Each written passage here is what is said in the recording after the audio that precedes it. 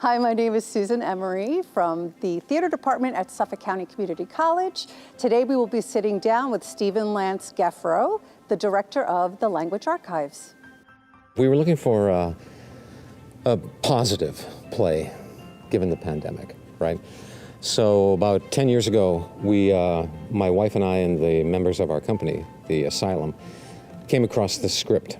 We didn't have the right number of people or the types in our company, so we put it on the back burner. So when we were looking for something to do this semester opposite of Phases, I wanted to do this play. It's one of the most beautiful plays I've ever read. It's about a love story, actually 3 love stories going on at once, 2 unrequited, 1 established, the older couple in the play.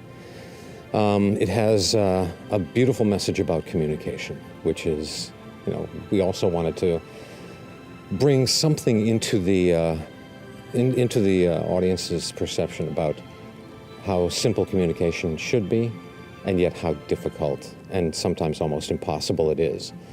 So our protagonist is George. He's a linguist. He runs the Language Archive, and his job is to record dying languages. So he brings in people from all over the world who are like the last speakers of their language, and he records them so that we'll have it for posterity.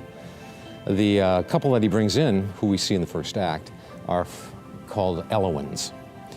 And the Elowens are an 80-year-old couple who bicker constantly.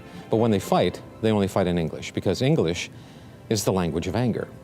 When we hear them speak their language, it's like this beautiful love song to each other.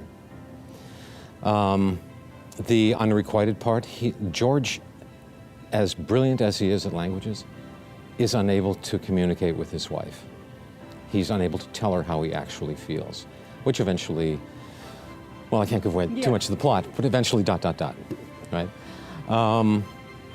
So it's that, the communication, the lack thereof, and then the discovery of actually how to do it. Rehearsals have all been on Zoom, as were the auditions. And I'm used to that from last semester when we did the first Zoom production here at Suffolk. So we meet 5 nights a week from 6 to 10. We rehearse. And next week on the 29th of March, we finally get into this space. And the kids are chomping at the bit to see each other again. And every night I say, I don't care how excited you are to see each other, we're gonna keep this socially distanced, you're always gonna wear masks, but you'll be live, you'll be able to see people, and they don't care. They just want to be back. They just want to see their friends again. We wanted to bring the kids back live. So using this same set, Lachlan Loud designed the various areas on the turntable, our playing areas. And he's also, Locke's also in charge of the projections that we're going to use, so that at any given time you'll know exactly where you are because of what those background projections are. Jason Kankel has used his lighting to isolate those areas. So for instance, when we look at the set that we have in front of us, there are 2 distinct acting areas here. But at one point during the show, they're going to be utilized as a living room and a kitchen right next to each other. So unifying those, but at the end of the first act, we have a hospital room and we have the living room from George's place. So by isolating down even further, we get those specific areas. Stephen Green constructed the turntable for Titus Andronicus, which we got hit with the pandemic about a month before that was supposed to open. So that show never went on, but he had this great turntable and he wanted to use it for the second act because we wanted the kids to be live on the second act performances instead of on Zoom. So with labs happening in person every 2 weeks, he was able to construct what we see in front of us now. Andrew Whitcamper is putting together the costumes. He's got the Elowens. The old couple are going to be layered with a lot of stuff because they're coming from their country into the United States.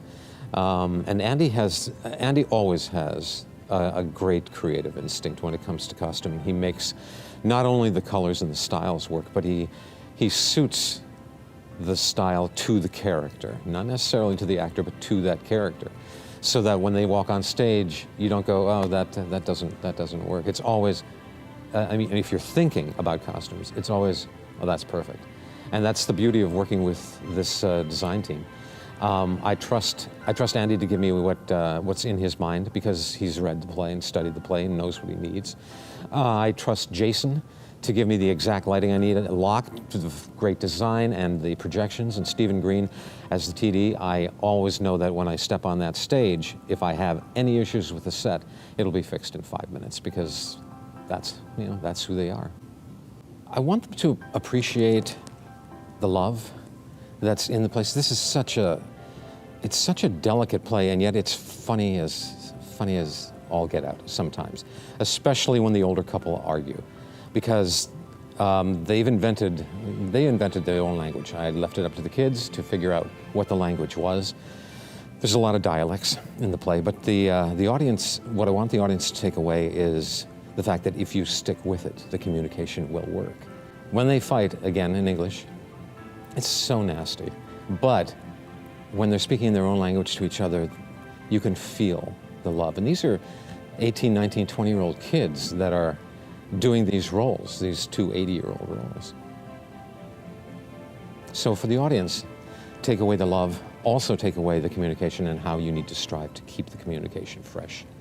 One of our problems as a country for the last, how many years has been about communicating across the aisle. Never before in this, I'm in my, mid-60s. I can't remember a time like this in the country where you were turned away from somebody because you weren't with their tribe. You weren't a Democrat, you weren't a Republican. So if you just listen, if you just open yourself up to communicating, you can find that common ground. And in that common ground, you can find the love and acceptance.